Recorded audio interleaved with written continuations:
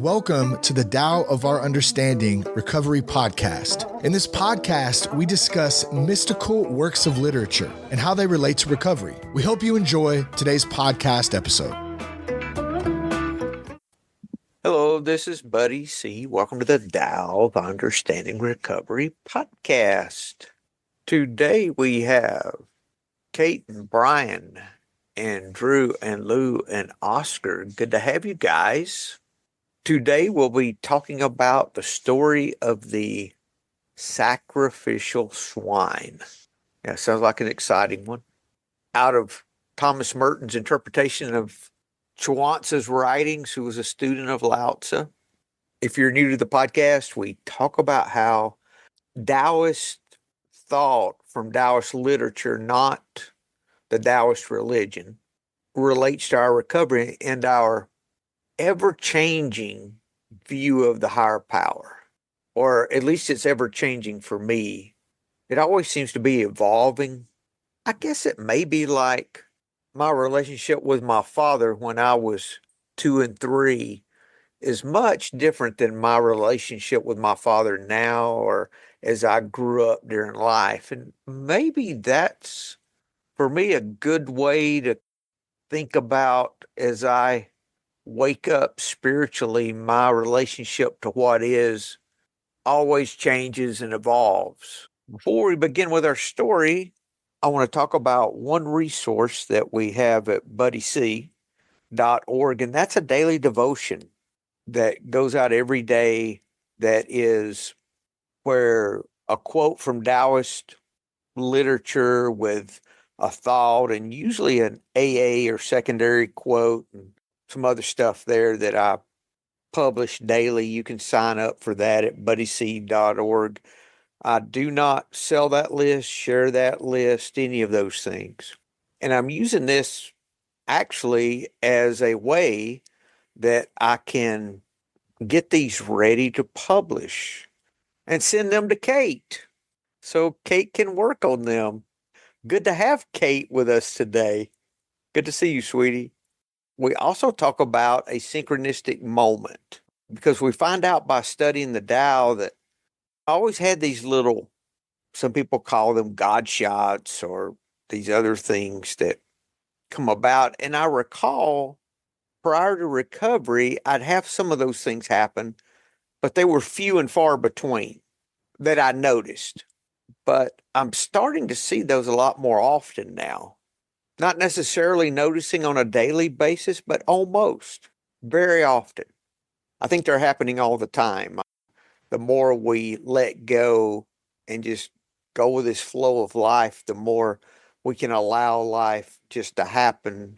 And we become the observer. A lot of people talk about that we can just relax a little more than we used to when we're trying to control everything. Doesn't work. Didn't for me. And today, Lou, you have our moment for us, I believe. Yes, I do, buddy. My moment of Tao was a couple of weeks ago, maybe 3. It's a Tuesday morning. I was on my recliner looking through my iPad. I was looking for a certain type of spiritual magazine that I wanted to subscribe to. I hadn't decided which one, so I was looking them over, and 2 came to mind. I looked at 2 of them, and I was going back and forth between them, and couldn't quite decide which one I thought might be best. I did what you talk about, buddy. I just set it aside. Didn't think about it. That afternoon in the mail, I got a pitch for one of the 2 magazines that I was thinking about. So that's the one I ordered, and I really like it. So I just didn't worry about it. I didn't put a lot of thought into which one I wanted. I just knew they were both good and just decided that I would just let go of it for a while, not keep it in my mind. And the answer came to me that afternoon. Do you think maybe it happens in these simple things so easy because we can let them go versus what we feel are big decisions that we hold on to and prevent that same ease maybe? I tend to dither over small decisions. So it wasn't unusual for me. And I don't think even AI is that smart and that quick to get something in the mail to me when I think about it in the morning. So you don't think listening to your phone does not get that to you? Now that's a little fast. Maybe 3 Yeah, days that's a little from now. fast. Even for AI, that's a little fast to get in there that same afternoon from our rural mail delivery person. I tell you, I used to not think it was that way until I was having a conversation with someone one day. And then on his phone, things started popping up about what we talked about when he had never searched for anything in that genre at all. We're actually talking about funerals, funeral homes, and something to do with all of that. And then he started getting advertisements for things related to that in his phone. And he never did a search. Nothing. Just had his phone on. I probably wouldn't have thought too much of it if it was, except for I wasn't talking out loud. That would be really good AI. Yeah, let's hope they never get to that point. It's just amazing how even in these simple things that we can have this ease of life if we just learn how to mostly just let go of things. Definitely applied to my recovery and still applies. The thing I missed early in recovery was being able to surrender. And that's that letting go that we're talking about. I thought I tried as hard as I could and prayed, and God would help me with that little bit I couldn't do. Like I'd almost be over the fence and I'd pray, and God would give me that little cheek push I needed to get over. I was already doing everything I could.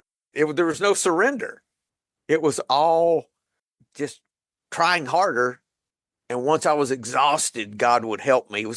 I don't know how I came across that idea, but that was what I brought into recovery. It didn't work, almost killed me. Till finally one day I said, either you are or you're not, but I'm done. And that was my letting go moment. And it lifted and has never been back. I was like, could it be this easy? It's amazing. But I had all that suffering to get there, all the suffering to get me to the point of surrender, of exhausting all of my solutions. Because no matter how much self-help I tried, it did not work. I had to self-sacrifice, self-surrender, then do the work, which we learned in the program. The steps helped me with that. Okay, let's get to our story today. The Sacrificial Swine. Who would like to read for us today? I'll take it. Thank you, sir. The Sacrificial Swine. The Grand Augur, who sacrificed the swine and read omens in the sacrifice, came dressed in his long dark robes to the pig pen and spoke to the pigs as follows. Here is my counsel to you. Do not complain about having to die. Set your objections aside, please. Realize that I shall now feed you on choice grain for 3 months. I myself will have to observe strict discipline for 10 days and fast for 3. Then I will lay out grass mats and offer your hams and shoulders upon delicately carved platters with great ceremony. What more do you want? Then, reflecting, he considered the question from the pig's point of view. Of course, I suppose you would prefer to be fed with ordinary coarse feed and be left alone in your pen. But again, seeing it once more from his own viewpoint, he replied, No, definitely there is a nobler kind of existence. To live in honors, to receive the best treatment, to ride in a carriage with fine clothes, even though at any moment one may be disgraced and executed, that is the noble, though uncertain, destiny that I have chosen for myself. So he decided against the pig's point of view and adopted his own point of view, both for himself and for the pigs also. How fortunate those swine whose existence was thus ennobled by one who was at once an officer of a state and a minister of religion. Thank you, Drew. Okay, so we have the Grand Augur, who is a noble, like a priest, I think, something of that nature, who's responsible for sacrificing the swine and reading all the omens, the sayings in the sacrifice. So he's in his robes. He goes to the pig pen. He speaks to the pigs. So does he have concern for how the pigs feel about this? Is he trying to rationalize what he's doing? He talks to the pigs. tells them not to complain, as if he's going to hear them complaining about having to die. Set all that aside because you're going to be fed with choice grain for 3 months. The reason they're getting choice grain is not as a reward for getting butchered. It's so that the meat will taste better. I don't know if y'all have ever hunted, but we've caught wild hogs before and feed them on corn to get them fattened up and meat to taste a little better. Same thing you do with a possum.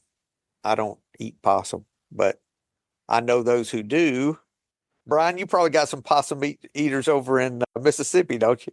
Hey, that's crosstalk. I was going to say something about an armadillo, but you threw the first punch. Yeah, we used to go to a certain part of town and we could get $5 per possum. We'd catch them and take them up and sell them. Life in rural Georgia. But they'd feed those out, get a little bit of the grease out. They say they're okay, but I'll just take their word for it. Okay, so they're feeding them out to better the meat. And then he said, hey, I've got to sacrifice too. I've got to observe strict discipline for 10 days and fast for 3. So I'm having to sacrifice as well, not only y'all. Then he'll put out grass mats and offer the hams and shoulders with a great ceremony. Now he says he puts himself in the position of the pigs from their point of view, for to be fed with ordinary coarse feed and be left alone in the pen. But seeing it once more from his own view, he said, no, definitely there's a nobler kind of existence for the pig, to live in honor, to receive the best treatment. Now, is he talking about him? Okay, hold on. Oh, that's his. Hold on. I'm going to edit this.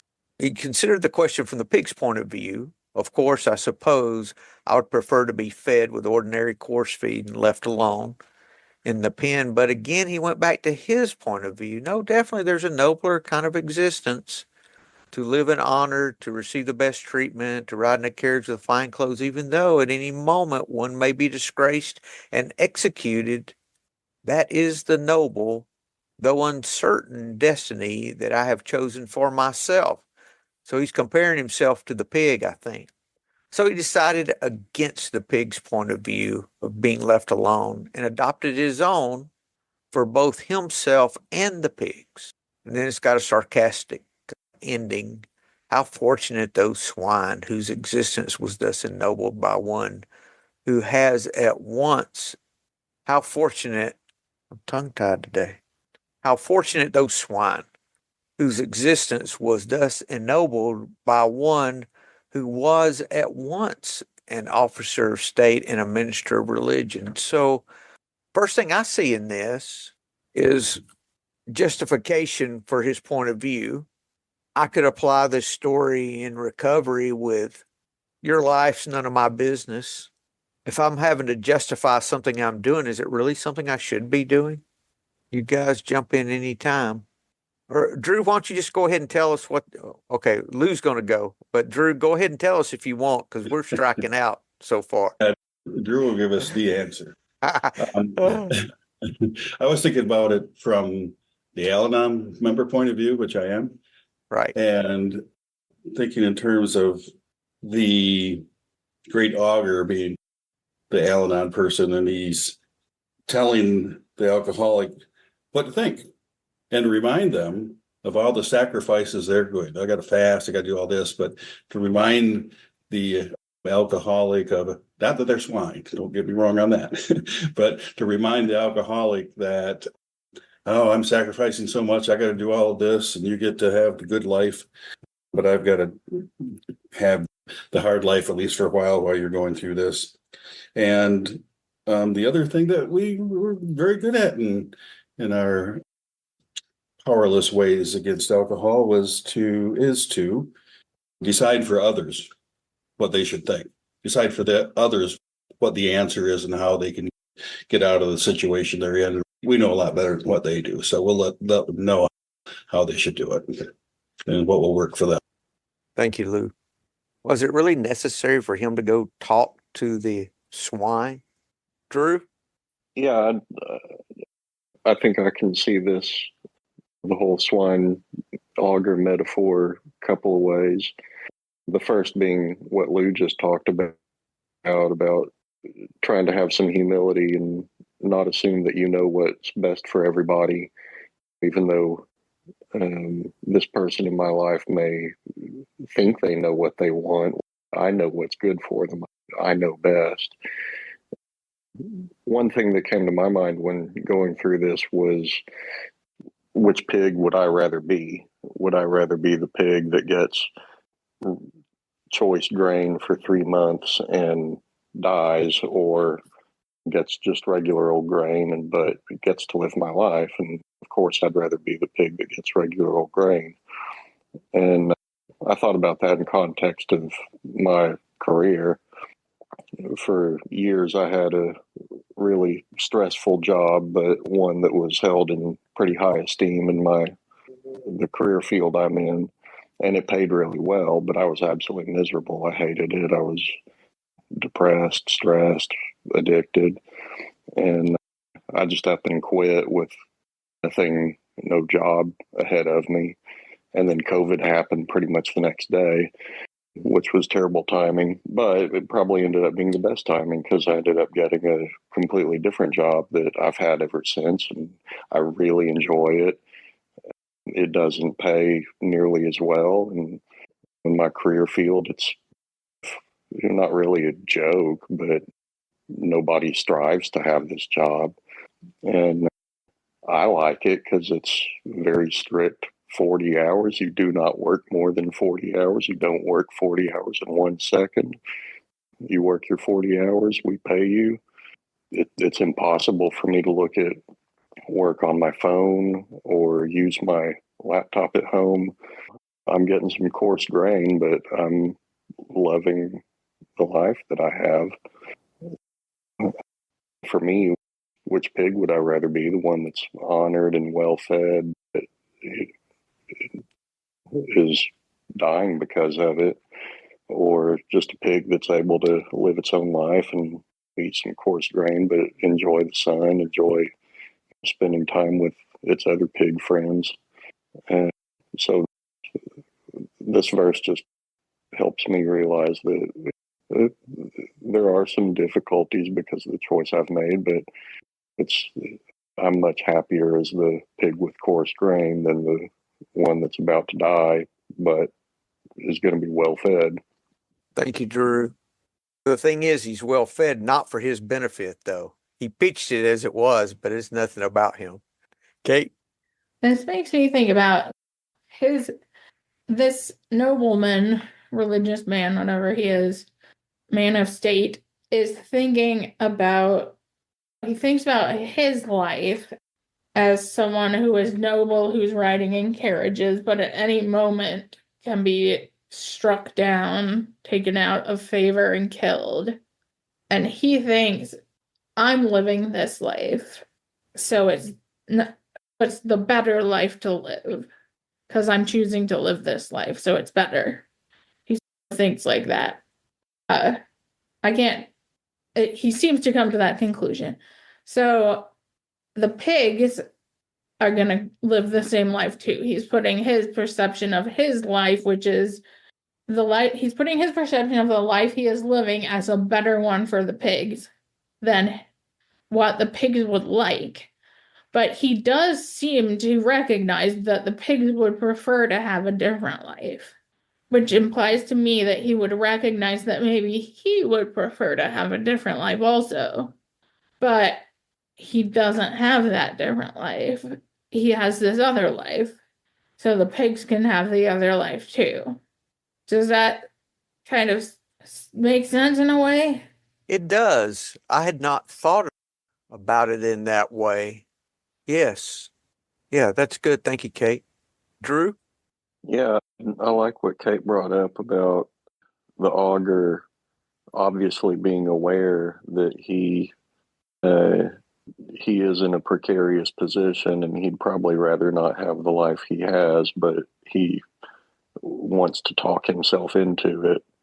What aspects of our lives do we know deep down or maybe even be a little conscious of, that aren't good for us, but we rationalize it anyway. We talk ourselves into continuing to do something not very good for us that we know isn't good for us, which I think all of us with addiction histories can relate to that part at least. Thank you, Drew. Lou. I just want to pick up where Kate and Drew are going with that, because I think that's a really good perspective to take a look at it. We're all in a dominant society that values the kinds of things that the swine auger talked about, only in regards to modern day sorts of things. We're in this most of the world is in this non-spiritual state where it's striving after things that are more, lack of a better word, profane or more worldly than things that are spiritual. And a lot of people know it. A lot of people know that they're missing something, that they're only seeing part of the picture. They feel uncomfortable, but maybe can't really name why that is. They're not sacrificing swine for omens about the swinedom, what's benefiting swine. They're doing it. What's going to make it even better for us? What am I going to understand? What can I do? How can I maximize the market, maybe, or whatever? And so, as Kenny's talking about and Drew's talking about, they get caught in this thing where the dominant view of things has a strong pull to it. And even though they can recognize maybe that there's some other way to think about it, they're still pulled back by the strength of this non-spiritual approach to life. That went on for a while. How about like pride and ego, living life for others instead of living, using overused help in quotations word, authentic life. I cringe when I say that because it's used so much in the self-help side, but there's a truth to that. What kind of masks am I putting on because I have a fear of not pleasing you, maybe? Or what masks am I wearing? What robes? What actions am I taking that end up with hollow results? And how much of that am I projecting on other people too? Or finding my value by comparing myself with you, saying, oh, I'm not as bad as they are, or whatever, how it is that I want to compare. That's easy to do with success. That's easy to do with, it's easy to do with purpose. Thinking, oh, I have to do something big and great to have purpose. I don't believe that's the case. Why don't we just do what's in front of us to do? Sometimes it's going to be things that produce a bigger result, and sometimes not. We don't really know how to gauge that, or at least I don't, to tell any of those things. I just try to do what's the helpful action that's in front of me to do, and keep doing that. In this story, he thinks he knows what is the best thing, which is to be like a nobleman. But then part of him knows that's not it. And he knows he wants to be like eating plain grass and living in a field or whatever. And it makes me think of that phrase that story you sent me once about that you had that phrase repeated through it, like, things are exactly as they should be and I wouldn't change a thing. Do you remember? Yes. This makes me think about that phrase and the acceptance in it, because this is trying to control everything. And thank you for everything. I have no complaint whatsoever. Was that part of that? That's it. Yeah, that's what it's making me think about. This nobleman doesn't like his life, maybe. And so he could let these pigs have a free and happy life, but he's not going to, because he's gonna have the pigs have the same life he has, and he's convincing himself it's because he likes his life, but that's not really it. I don't think and somehow in my mind that relates to that saying that you just said. It's that contentment in what is. I remember when I was, mid-20s, just starting in real estate. I was at the attorney's office, real successful attorney, real estate attorney. And out of the blue, he said, I wish I could do what you do. He said, I have so much stress and so much pressure. And this is a really successful attorney, number of years older than me. And I was like, what is he talking about? It didn't click what he meant, because I would have gladly changed places. And I had no idea. At that time, I could not conceive what he was even, where he was going. But it's similar to where he's going. He was not happy with life as it is. Oscar? Yeah, how it resonates with me is that it works to the point where he makes the conclusion. So he has the bargaining with the pigs. It could be good for you and this and that. And then again, he sees it's from his own viewpoint. And then he says, no, definitely there's a nobler kind of existence. To live in honors, to receive the best treatment, to ride in a carriage with fine clothes, even though at any moment one may be disgraced and executed. So there is fear all the time. But he is somebody. So when I think of this in my life, either I choose to be somebody, but that will bring fear with it because it's shallow. Is that the word? Shallow. It's really nothing, actually. So it's an image, it's a mask. So I wear this mask of being somebody, but I know deep down inside, I know I can be executed and disgraced at any moment because it's not truth. It's just a mask. But still I choose this because it's so there's so much attraction or something like that. So I think either I choose to be somebody or I choose to be nobody. And when I choose to be nobody, that's really nothing. I'm not special. So in the Course in Miracles, it's the ego. One of the main mechanisms of the ego is to make itself special, and that's what happens here in this couple of sentences. But the ego is also definitely full of fear all the time, and all the time you have this voice in your ear that says, "You are not good enough. You are not good enough." And that's only possible if you live with a kind of distance to truth. So with a mask, you have this distance, right? I live behind the mask and I pretend that I am the mask. So everybody has to think that I am the mask, but I'm not the mask. I know I'm not the mask. I just live behind the mask and hope that nobody will ever discover that, because then I will be executed and disgraced. That's how I thought to interpret this. Thanks. Thanks, Oscar. Now, sometimes I do get, what do they call it? That imposter syndrome. That's a different thing than this.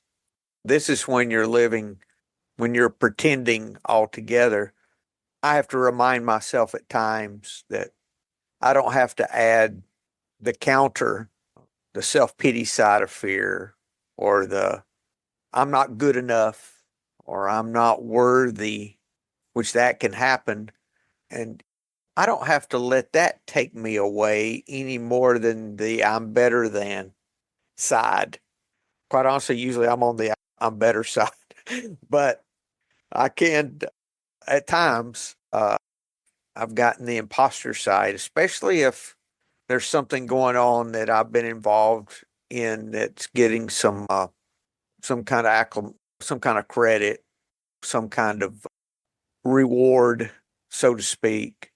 I think, oh, I'm not good enough for this kind of thing. But I remember that everything's a gift, so I don't take the blame when it doesn't work or the credit when it does. I try to stay in that place of living life like I'm a guest, like it's all a gift.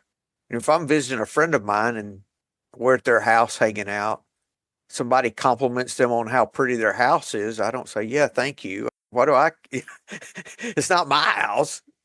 Okay. In the same way, I can approach all of life as if I'm a guest in my life. That way I wouldn't get caught up in the false narrative of being the noble, or the false narrative in being just the pig in the court, eating the coarse feed with nothing. I don't have to get trapped in either one, because both can be a trap. So what's our takeaway? Drew, what's our takeaway? I think everybody's had good takeaways today. It seems like everybody's come at this story from a different angle. As far as recovery goes, first, imposing my view on others. Brian, you have something, sir? Yeah, go ahead and finish, buddy. I'm just rambling. You go ahead. I'm gonna ramble too. So who goes first? All right. I'm hearing humility and empathy. What was coming to mind for me is I've heard people in the rooms that, their stories don't sound too bad to me. And there's part of me, I've got such an ego. I'm like thinking, man, why are you here? You really don't have a problem, but it's a problem to them. You just have a small problem. And so that's what comes to mind for me. I do have a short little story that I feel like this kind of relates to the story here. Long story short, I had a pest guy that treats my house every quarter, and Roger. And anyway, he's always had miniature dash hounds, and so we connected over that. An older guy, and he would hang out, and we would talk 10 or 15 minutes after he treated the house. And I knew his wife had passed away, and all I knew about this guy was he had a career in sales. But I could tell that he had obviously probably done well for himself. And anyway, he passes away. And so I thought, man, that's just really terrible. And so I decided I was going to look up his obituary a couple days later. And turns up this guy is essentially like a celebrity around here. And it was really, I always admire people like that just not necessarily hide from it, but just don't have any ego. Back in the 70s and 80s, wrestling was huge in the Mid-South. And they would fill the Coliseum on Saturday night, or Saturday morning wrestling would be on TV. Monday night was the big deal. It was like if you had an axe to grind, it was going to be settled on Monday night in the Coliseum. And so anyway, I get to reading this guy's obituary, and I'm like, you have got to be kidding me. So I Google it and start poking around on the internet. I've done got nosy. And there Roger is announcing wrestling on TV. Some old crappy video meeting with all these wrestlers. This guy, you never would have expected it till you hear him talk and you look at him and you're like, holy cow, ain't that something? But he very well could have said, oh, I was an announcer, or I know all these wrestlers. But he didn't. He just said, hey, I had a career in sales. And turns up he did. He had a short career in sales is what his obituary said. And I think it was with a radio station. I always appreciate stuff like that because Brian, he would have wanted to prove that he's okay and come at it from, I had a career in entertainment. Oh, really? And then I would say, oh, this is no big deal. So anyway, I just felt like I wanted to share that. Thanks. Yeah, I knew a guy in recovery that was a founding member of a very popular rock and roll band from the late 60s, early 70s, and still popular. You'll hear their songs now. And he started every conversation with a new person that's who he was. That was part of his introduction. And I was like, what? But it just becomes so much part of, that's how he established himself. Yeah. I just observed that. I was like, huh. For me, that wouldn't be a good thing to do. But to each his own. I shared it with a guy that works for me, and because I knew Benny knew about wrestling, we both the same age and grew up in the area. And his comment was he lived a full life. And I was like, that's it. My grandparents loved wrestling. I remember my grandmother would say, I know that's not real, but that's got to hurt. I couldn't really see myself or start seeing things as they are because I still live in an illusion about most things. I know I do, but starting to see things a little clearer through working the steps, because the steps identified the fears I was letting really blind me from how life really was. That changed my perception and how I could surrender those fears through steps 6 and 7, of course, first 4 and 5, and then 8 and 9, and then living this new way of life from 10, 11, 12. Only then could I start seeing things a little clearer and not just be pacifying my fear of losing what I have or not gaining something I'm demanding. 12th step says we had a spiritual awakening as a result of these steps. So it's the steps themselves that give us this awakening. We think it may be all these other things. And learning how to live on within our hula hoop, giving other people the right to have their own opinion and eventually not judging their opinion as being right or wrong. It's just theirs. It's not for us to say it's correct or incorrect. I think it's important, for me anyway, from this story to think about not letting my own insecurity about myself or my life pull down another person because I'm feeling insecure. I don't want to let however I'm feeling about myself pull another person into a negative situation like the guy did with those pigs. That's good, Kate. I hadn't thought of exactly like that. Yeah. Unfortunately, we only learn by things being difficult. Unfortunately, I don't change unless I have to. And if things are good, I'm not going to want to change. Why would I change? It's used to be only when things were bad that I actually evaluated my life. Oh, what am I doing wrong? Things are bad. I must be doing something wrong. And changing to try to alleviate the suffering. Back to pain's mandatory, but suffering's optional. And the suffering's what I add to it. But I can suffer, I can experience pain when things are good too. When I start thinking the opposite, how great I am. I don't have to totally let my life, most of the time now, just get all screwed up before I say, should I look at what I'm doing? Now, sometimes, if that peace leaves that I'm used to living in, I can notice much earlier in the spiral, oh, why am I not at peace with this? Why am I not in acceptance? Why am I angry when there's no reason to be angry? Why, even if it's before the anger and I'm just having that negative thought even, whoa, why am I having negative thoughts at all? What's going on here? And interrupt earlier in the process rather than waiting till it's a train wreck.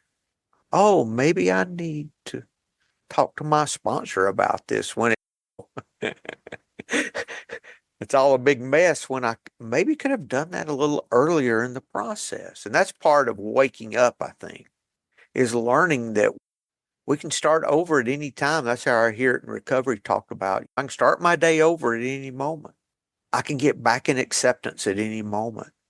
And maybe then I can see more clearly, accepting things as they are right now in this moment, see more clearly what can be changed or what can't. And I can be in acceptance the whole time and have peace in situations that are unacceptable because I realize that my peace doesn't come from things ending up a particular way or the results. My peace comes from acceptance of what is. Anything else, guys, before we close? Okay, guys, y'all have a great week. Hope to see you next week. Thank you. Hello, this is Buddy C. I wanted to make you aware of several recovery-related resources that I've posted in the episode description. These resources include a list of recovery podcasts, a free sober meditation app, daily recovery email, shared Google recovery calendars. Hope you put some of these resources to use and have a great week. Thank you for listening to the Tao of Our Understanding Recovery Podcast. If you enjoyed this episode, please share it with your friends in recovery.